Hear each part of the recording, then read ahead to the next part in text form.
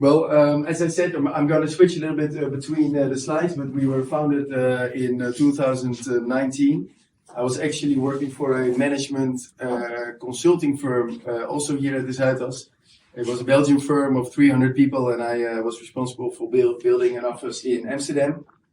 So I had to put all the doors open at ABN AMRO, ING, Rabobank to basically place experts there. So it was business and recruitment.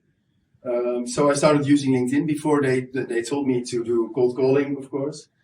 But I started to use LinkedIn, and before I knew I was meeting my targets, and then they said, hey, can you please tell us how you do this? And come to Belgium and train also the teams in Brussels how to do it. So then, before I knew it, I was training all the sales teams how to use LinkedIn. So I thought, okay, now it's time to start my own business and help other companies with this as well.